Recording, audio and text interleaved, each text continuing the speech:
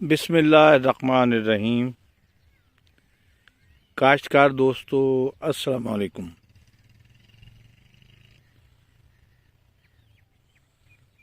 आज 20 जनवरी 2024 और टाइम हुआ है इस वक्त 10:28। तो आज कुछ ज़रूरी चीज़ें गंदम के मुतल्लिक़ आपसे शेयर करनी थी। उसमें मैनेजमेंट है, सोइंग का टाइम है और फर्टिलाइज़र, प्लान और खाद। ये जो गंदम आपके सामने है ये 4 नवंबर की काश्त है और इसको सिर्फ 2 पानी लगे हैं। पहला पानी हमने दिया था 21 दिन बाद और दूसरा पानी जो है वो उसके ठीक 28 दिन बाद दिया था। अब मसला ये है कि हमारा नहरी इलाका है, तो ये सिंध का जनूबी इलाका है, ज़िला मीरपुर खास का, तहसील जुडो। तो नहरी इलाकों में अक्सर अब यहाँ वाराबंदी है, मतलब एक हफ़्ता पानी होता है, एक हफ़्ता पानी नहीं होता। या तो हम 15वां पानी दें और या फिर 28वां पानी दें। अब तो खैर जो है ना वो हमारे यहाँ 1 जनवरी से पानी बंद हो गया है और अब वो फरवरी के पहले हफ्ते में आएगा। यानी एक महीना नहीं बल्कि 40 से 45 दिन फसलों को पानी दस्तयाब नहीं होगा। अब तीसरा पानी ये वतर आ गई है ज़मीन, आप देख रहे हैं ना। अब इसमें शगुफ़े निकलने का जो अमल है, जो सिट्टे निकलने का जो अमल है वो तो 10-15 दिन पहले शुरू हो गया था, लेकिन अब भी नीचे इसके आप देख रहे हैं ना, छोटे छोटे भी सिट्टे जो अभी भी निकल रहे हैं। शायद इक्का दुक्का जो है वो अभी बने हफ्ते के अंदर अंदर। और जब तक ठंड है इसमें जो है ना वो सिट्टा साजी होती रहेगी और सिट्टे निकलने का अमल जो है वो हमारे दोस्त समझ लें कि 1 महीने तक जारी रहता है। अब मसला ये है कि काफ़ी दोस्त हमारे कंफ्यूज होते हैं खाद, प्लान और पानी के हिसाब से। अब मेरे हिसाब से जो एक तो ज़मीन आपने सही तैयार करनी है और दूसरा जो है वो सोइंग का टाइम आपने मुनासिब रखना है। बेहतर ये है कि आप अक्टूबर का जो आखिरी आधा हफ्ता है वहाँ से शुरू करें। और सिंध में तो मेरे ख़्याल में नवंबर का पहला हफ्ता जो है, पहला 1.5 हफ्ता और अक्टूबर का आधा हफ्ता वो बहुत ही मुनासिब है। और पंजाब में 20 नवंबर तक बहुत मुनासिब है, क्योंकि हम अगेते हैं पूरे पाकिस्तान से तकरीबन 45 दिन। तो आप देख रहे हैं ना, ये जो फसल है वो अब जब हम समझते हैं कि ये 4 नवंबर की काश्त है, तो अब इसको 60 दिन में आप प्लस कर लें 16 दिन, तो 76 दिन की ये फसल हो गई है। और आपको ऐसा नज़र आ रहा है कि इसमें तकरीबन सिट्टे जो है ना वो 65% आपको ऊपर नज़र आ रहे हैं, बाकी 30 से 35% जो है ना वो अभी नीचे हैं।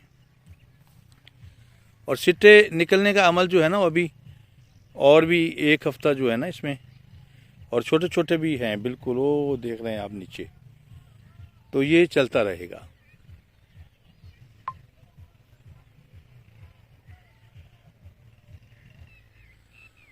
इसी तरह ये गंदम जो है ना वो पहले वाली गंदम से ठीक 1 हफ्ता बाद की बिजाई है, मतलब 12 नवंबर की। तो इसमें जो है ना अब कहीं कहीं सिट्टे निकलना शुरू हो गए हैं। इस गंदम को 2 ही पानी मिले हैं। तो हमने नोट किया है कि 28 दिन बाद जो पानी आता है, पहला पानी ज़रूरी है कि जो चावलों वाली ज़मीन नहीं है तो उसमें तो देर से दिया जाता है, को 35-40 दिन बाद। लेकिन जो आम ज़मीन है उसमें 21 दिन में पहला पानी देना चाहिए। उसके बाद अगर 21वां या 28वां पानी आए वो बेहतर है। 15वें पानी में जो है हमारी ज़मीनें ये वतर नहीं आती, तो जब तक ज़मीन वतर नहीं आती तो खाद भी पूरी असर नहीं करती।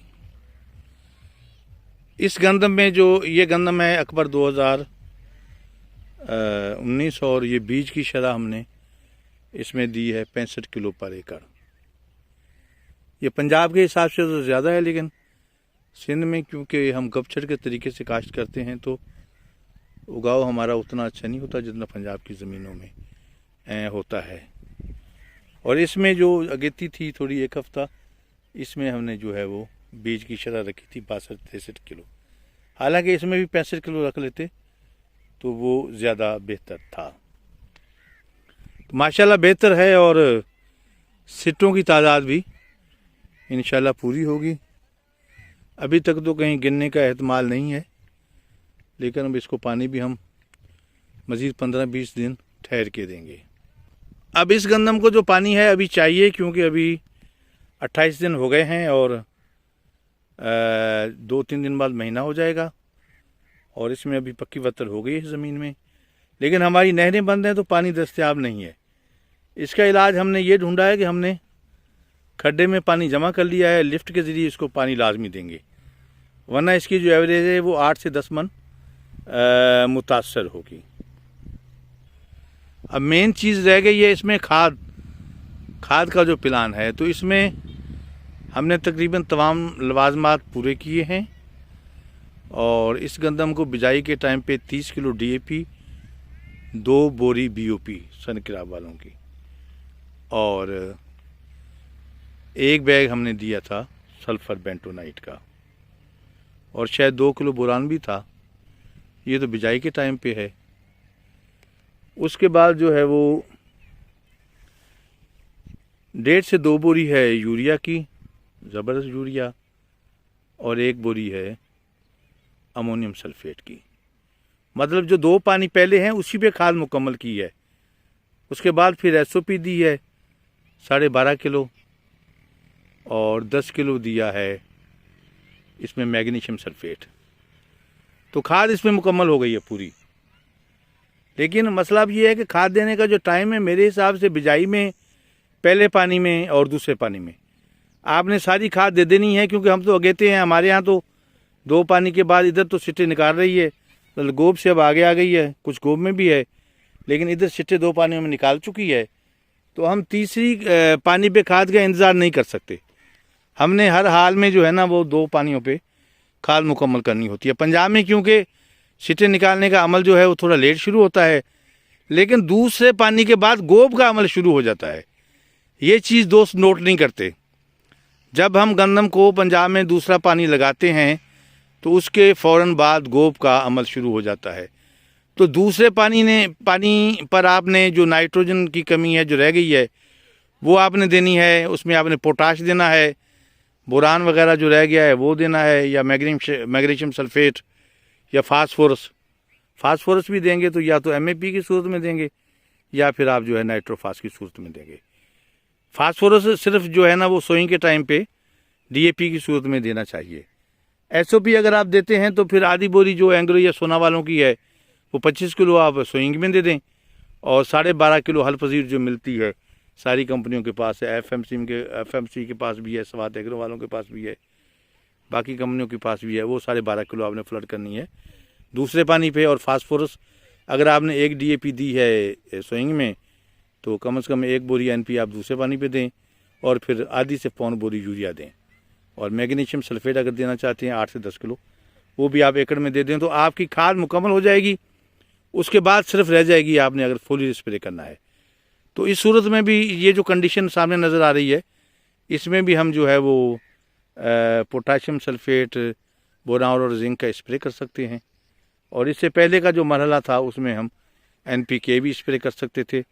और एक तो अभी गोब में ये स्प्रे की जाएगी, दूसरा सिट्टा निकलने के बाद जैसे अब ये है, अगर इन सिट्टों पे अगर बूर नहीं है, आपको कहीं बूर नज़र नहीं आ रहा, तो फिर आप वही SOP बोरान और जिंक का स्प्रे कर सकते हैं। बोरान जिंक का अगर ना भी हो तो SOP का लाजमी है ताकि दाना आपका मोटा हो। तो दोस्तों मुख्तसर वक्त में ये सारी चीज़ें जो मैंने अपनी इस ज़मीन में तजर्बा की हैं इस साल और आइंदा के लिए भी वो फ़ायदेमंद हैं, तो आप दोस्तों के गोश गुजार कर दी हैं। तो उम्मीद है कि वीडियो तो लंबी हो गई है लेकिन बातें सारी इसमें काम की हैं। दोस्तों का बहुत बहुत शुक्रिया।